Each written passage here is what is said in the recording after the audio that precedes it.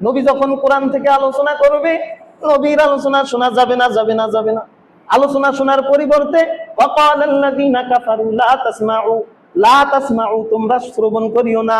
নবীর কথা শুনলে নবী তো পাগল, নবীকে পাগল বলতো। জোরে বলি নাউজুবিল্লাহ। বলতো নবী পাগল, মুহাম্মদ পাগল, মুহাম্মাদের কথা শোনো না। যতই পাগল বলতো নবীর কাছে, ততই বেদিন ইহুদিরা আইসা নবীর কালাম শুনিয়া মুসলমান হইতো। সুবহানাল্লাহ। আর তারা বাধা দিত। এটা আল্লাহ তাআলা জানাই দিলেন, ওয়াকালাল্লাযীনা কাফারু লা তাসমাউ লিহাদাল কুরআন। যারা কোরআনে বাধা দেয়, কোরআনের আলোচনায় বাধা দেয়, এরা হলো মুসলমান না, এরা কাফের। কার কথা? সাহাবায়ে কেরাম তো এমন ছিল যে নবীর যা শুনতো আর মানতো। সামি'না ওয়া আতা'না, সূরা বাকারার শেষে সামি'না, আমরা শুনলাম, ওয়া আতা'না, এবং মেনে নিলাম। সাহাবায়ে কেরামের গুণ ছিল। নবী যখন মসজিদের নববীতে বয়ান করতেছিল, আর বলতেছিল বসো বসো, একজন সাহাবী বাহিরে থেকে নবীর কথাটা কানের মধ্যে আসছে, তো সাথে সাথে বসে পড়ছে।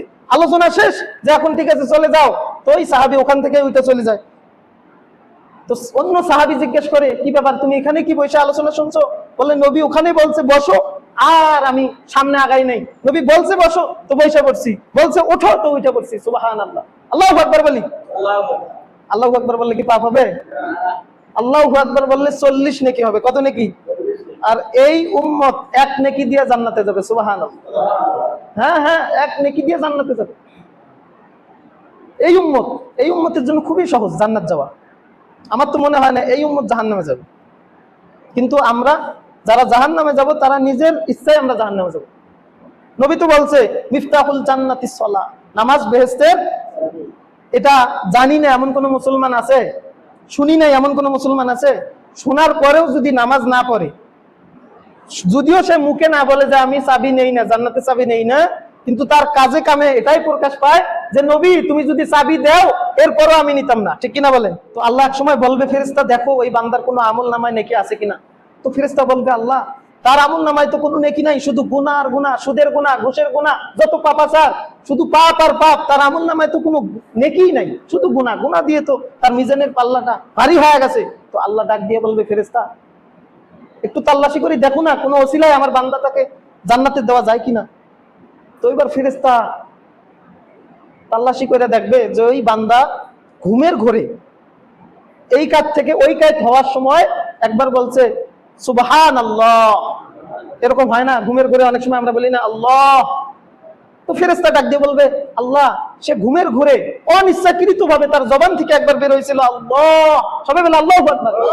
ওই আল্লাহ শব্দ উচ্চারণ করছে। আল্লাহ বলছে যে ফেরেশতা ওই আল্লাহ শব্দটা মিজানের এক পাল্লায় দাও, আর এক পাল্লায় তার সমস্ত পাপগুলো দাও, দেখো কোন পাল্লার ওজন ভারী হয়। সুবহানাল্লাহ বলি। তো দেখা যায় আল্লাহ শব্দের পাল্লাটা ভারী হয়ে গেছে। আল্লাহ বলছে এর বিনিময়ে জান্নাত। সুবহানাল্লাহ। তা আল্লাহ শব্দ বললে আল্লাহ তাআলা এই আসমান জমিনের ফাঁকা জায়গাটা পূরণ করে দেয়। সুবহানাল্লাহ। মুসলমান ইমানদারেরা, আল্লাহ তাআলা জানায় দেয়, যেহেতু সময় কম, মূল আলোচনার মধ্যে যাই। অনেক সময় দেখা যায় জুমার আলোচনা গোছানো সম্ভব হয় না। ইন্না আরাদনাল আমানাতা আলাস সামাওয়াতি ওয়াল আরদি ওয়াল জিবাল। আল্লাহু আকবার। আল্লাহ জানায় দেয়, আমি আল্লাহ তোমাদেরকে একটা আমানত দিয়েছি। কি সেই আমানত? ইন্না আরাদনাল আমানাতা আলাস সামাওয়াতি ওয়াল আরদি ওয়াল জিবাল। এই আমানতের নাম হলো কোরআন।